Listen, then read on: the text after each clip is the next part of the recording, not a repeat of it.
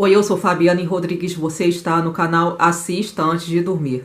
Um canal sobre curiosidades, casos criminais, mistérios, terror, filmes e séries e resenhas de livros.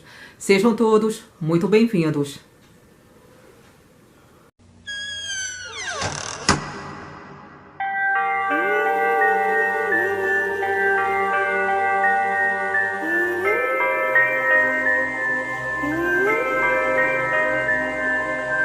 Bom, sempre às sextas-feiras eu trago aqui para o canal os maiores casos criminais que aconteceram tanto aqui no Rio de Janeiro como pelo Brasil e pelo mundo, que mais chocaram e que ficaram marcados para a história do crime. E o caso que eu trago hoje é de um crime que é bastante cruel e chocante. Na verdade, foi difícil até para mim preparar o roteiro para esse vídeo enquanto eu fazia as pesquisas, né?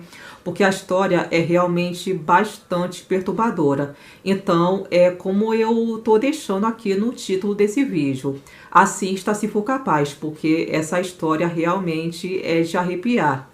No vídeo de hoje eu vou contar um caso horripilante que aconteceu no auge da década de 90 sobre uma adolescente que tinha na época 15 anos e que, por sinal, era muito bonita, parecia até um anjo. Era loira, tinha olhos azuis e era ainda pura, se é que vocês me entendem. Para a maioria das pessoas, ela era uma garota normal, como qualquer outra. Entretanto, para certas pessoas que se diziam amigos dela, a garota tinha um perfil perfeito para ser entregue em sacrifício para um ritual satânico em troca de sucesso, dinheiro e fama. Embora essa seja uma história absurda, esse caso aconteceu de verdade na Califórnia, nos Estados Unidos, no ano de 1995. Os assassinos dessa garota eram também adolescentes, assim como ela, e tinham acabado de formar uma banda de rock que seria inspirada na famosa banda Slayer, que eu acredito que alguém aqui deve ter ouvido falar nessa banda. Acontece que esses garotos eram tão fanáticos pela banda Slayer que eles se inspiraram em algumas músicas da banda para terem tirado da cabeça essa ideia bizarra de fazer um ritual satânico no qual essa garota foi assassinada. Tanto é que depois que eles foram presos e julgados, a família dela chegou a mover uma ação contra essa banda, no caso o Slayer, por fazer apologia à violência e ao crime nas músicas. Mas o processo, no final das contas, foi arquivado, porque, segundo o juiz, embora as letras da música sejam de fato chocantes, isso não justifica o fato de alguém cometer atos cruéis que resultem na morte de uma pessoa. Essa história, inclusive, inspirou o filme Garota Infernal, que foi lançado no ano de 2009. Então, gente, eu espero que vocês gostem desse vídeo. Hoje eu vou trazer o caso de Elise Paller. E esse é mais um vídeo do quadro Sextas Sombrias.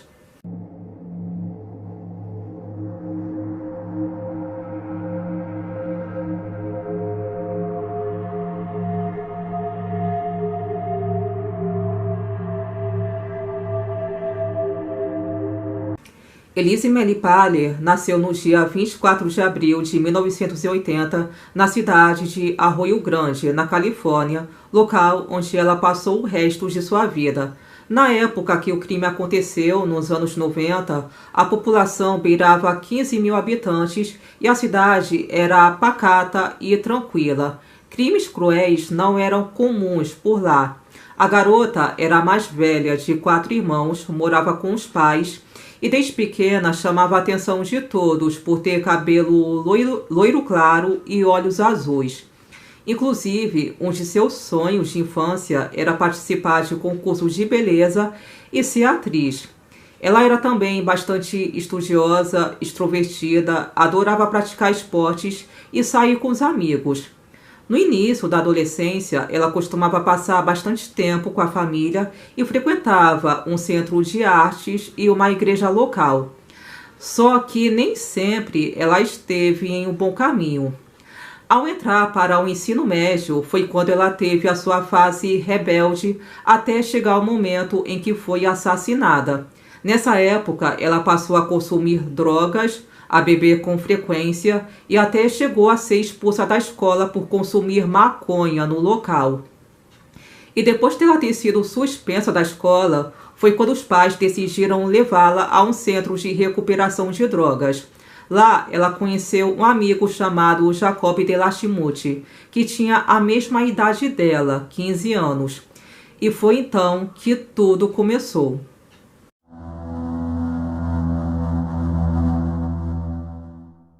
Através desse amigo que a Elise conheceu no centro de recuperação, ela também conheceu outros dois rapazes, também adolescentes, chamados Joseph Fiorella e Royce Casey, que, por coincidência ou por ironia do destino, também frequentavam a mesma escola que a garota e haviam sido também expulsos de lá. Esses três garotos, inclusive, eram bastante conhecidos por se envolver em encrenca. A história começa quando os três meninos tiveram a ideia de montar uma banda de rock. Até aí tudo bem. A ideia deles era criar uma banda de heavy metal chamada Hatred, inspirada na famosa banda Slayer. O problema é que eles tinham interesse em satanismo e ocultismo, e isso se refletia no estilo da banda. Devido a essa influência, o Joseph, um dos membros, consumia muito conteúdo relacionado a isso. Os rapazes também tinham o hábito de frequentar cemitérios e de revirar os túmulos. E ficavam também dizendo que suas vidas giravam em torno do satanismo. A banda, logo de cara, não fez muito sucesso. E foi então que o Joseph teve uma solução. Os três garotos deveriam oferecer ao diabo um sacrifício, só que o sacrifício, para ser válido, tinha que ser humano e de preferência que fosse de uma pessoa virgem. E em troca, eles ganhariam dinheiro, sucesso e fama para a banda de rock. No início, eles até acharam essa ideia uma loucura, mas acabaram cedendo a isso. Então, eles passaram algum tempo conversando sobre isso, planejando como ia ser. E depois de terem passado meses planejando sobre esse sacrifício, finalmente eles decidiram quem seria a vítima. Então, eles logo se lembraram que conheciam uma pessoa perfeita para isso, a Elise Paller. E ela foi escolhida para o sacrifício justamente por ser loira, ter olhos azuis e por ser ainda virgem. Ou seja, para fazer o sacrifício ao diabo, conforme eu já falei aqui, para ser válido tinha que ser humano e de uma pessoa que ainda fosse virgem. Então, para esses rapazes da banda, a Elise tinha o perfil perfeito para ser entregue em sacrifício. E uma vez tendo escolhido a vítima, eles resolveram atraí-la para uma emboscada para que ela fosse usada como parte do ritual satânico que traria sucesso profissional à banda. Foi quando um belo dia a Elise estava em casa de boa, assistindo televisão com os pais, e de repente o telefone de sua casa tocou. Eram seus amigos que falaram para ela que estavam fumando maconha e decidiram ligar para convidar a garota para sair com eles e fumar maconha também. A garota não pensou duas vezes antes de sair de casa ao encontro desses amigos. Só que quando ela desligou o telefone, ela não avisou aos pais que ia sair. Ela falou que ia para o quarto dormir e quando eles foram ver, ela não estava mais dentro de casa. Então a família acredita que ela tenha fugido de casa e tenha pulado a janela para se encontrar com esses amigos. E foi então que no dia 22 de julho de 1995, ela desapareceu para nunca mais ser vista com vida. Mas eu vou contar aqui para vocês de forma resumida o que aconteceu com ela naquele dia. Assim que a Elise saiu de casa e se encontrou com esses rapazes, eles foram a um bosque de eucaliptos e lá eles começaram a usar drogas. Até chegar o momento em que a Elise ficou completamente relaxada quando as drogas fizeram efeito. E foi aí que os rapazes entraram em ação. O Jacob retirou o cinto que estava usando, colocou no pescoço da garota e começou a enforcá-la. Feito isso, os três começaram a esfaqueá-la. E enquanto tudo ocorria, mesmo estando em estado de choque, um dos rapazes, o Royce Casey, chorou, orou a Deus e pediu muito pela sua mãe. Não satisfeitos com a morte da Elise, os três praticaram necrofilia por um longo período. Para explicar melhor essa parte terrível do crime, os três jovens abusaram sexualmente do corpo da garota. Para ser mais exata, eles estupraram o corpo. E como se não bastasse, eles voltaram várias vezes ao local do crime nas próximas semanas para manter relações sexuais com o cadáver.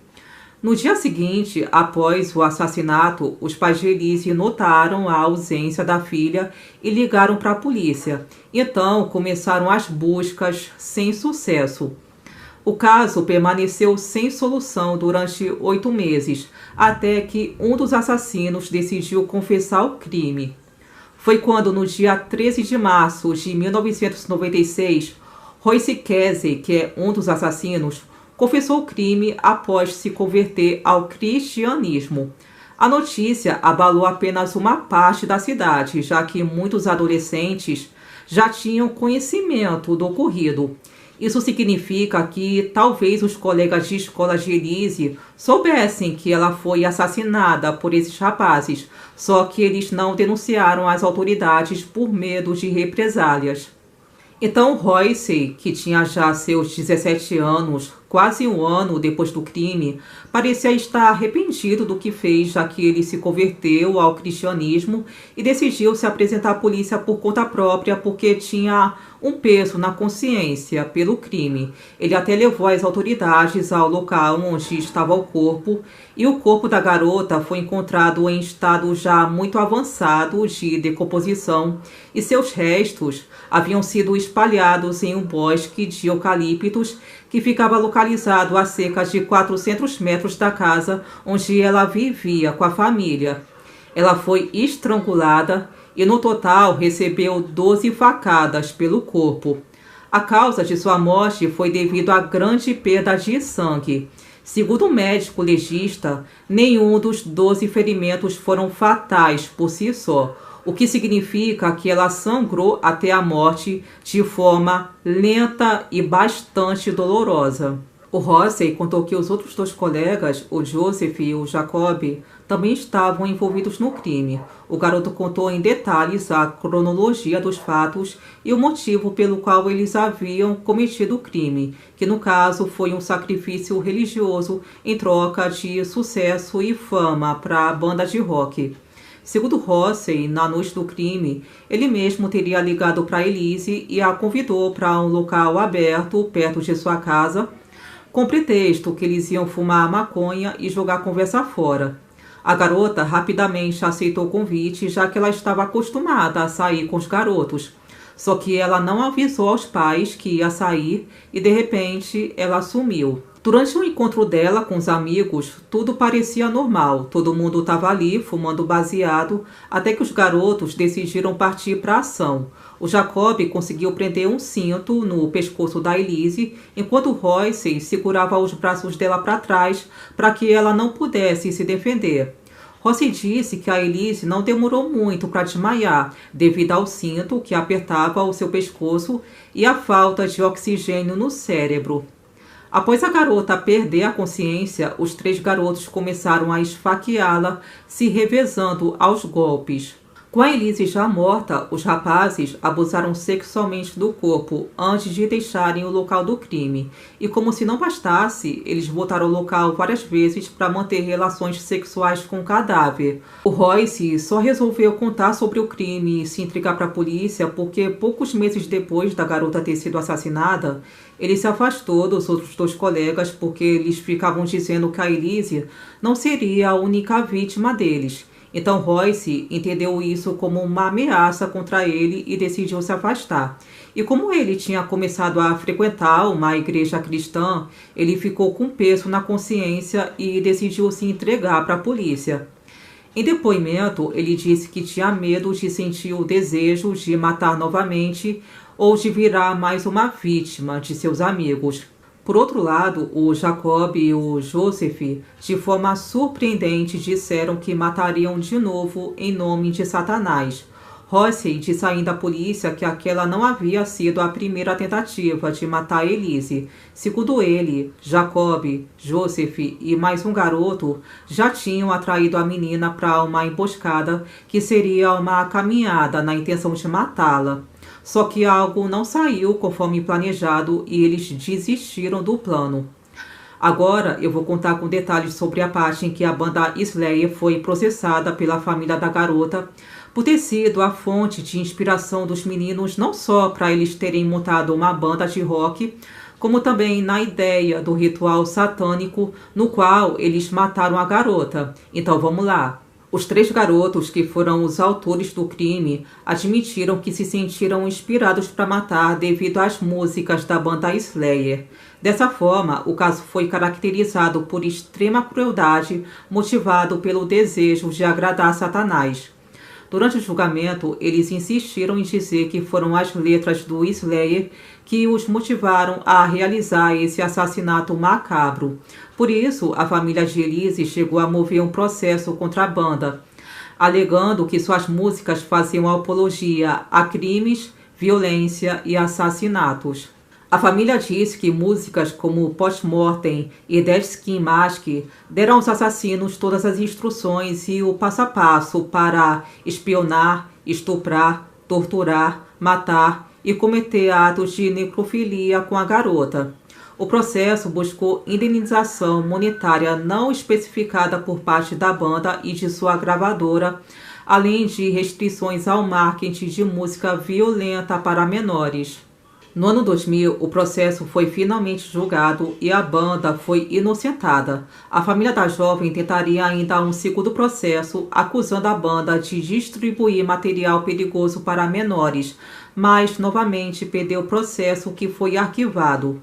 Segundo o juiz, as letras das músicas são de fato bastante repulsivas e chocantes, mas não incentivam os ouvintes a cometer atos cruéis que resultem na morte de uma pessoa, como no caso da Elise Paller. Jacob de Lachimute, um dos assassinos, declarou em entrevista ao Washington Post que a música é sim destrutiva, mas esse não foi o motivo da Elise ter sido assassinada. Ela foi assassinada porque o Joseph era obcecado por ela e obcecado também por matá-la. Em 1997, os 3 garotos foram julgados separadamente. Por serem menores de idade, os 3 não foram condenados à prisão perpétua, mas sim a 25 anos de prisão. Joseph Fiorella chegou a um acordo judicial onde se declarou culpado por assassinato em primeiro grau, em troca de sentença de prisão perpétua com possibilidade de condicional em 26 anos. Royce Casey não contestou a sentença de prisão perpétua e foi condenado com direito à liberdade condicional após um mínimo de 21 anos. Jacob de Lachimute também assumiu sua culpa em primeiro grau no assassinato da jovem. Ele foi condenado à prisão perpétua com direito à liberdade condicional após um mínimo de 26 anos. No ano de 2021, ano passado, Royce teve sua primeira chance de liberdade condicional. Inclusive, os membros da família de Elise não se opuseram à sua saída. Ele tinha um histórico de mais de 20 anos de bom comportamento na prisão. Royce participou de diversos programas de reabilitação, concluiu o ensino médio e cursava um bacharelado em psicologia e sociologia. Em diversas audiências de condicional, ele se mostrou arrependido do crime. Royce receberia sua liberdade condicional, mas um procurador do estado da Califórnia escreveu uma carta ao governador se opondo a essa liberação. No documento, ele alegou que Royce nunca explicou adequadamente por que aceitou participar de um crime tão sádico e hediondo. O direito à liberdade condicional de Royce foi revogado e os 3 assassinos permanecem presos até hoje. No ano de 2009, foi lançado o longa Jennifer's Body, cujo título brasileiro é Garota Infernal, que foi justamente inspirado nesse caso que eu acabei de narrar.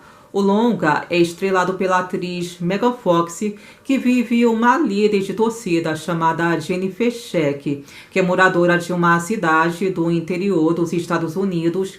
E no filme, ela acaba sendo seduzida e enganada por membros de uma banda de rock que estavam em busca de fama e sucesso rápido.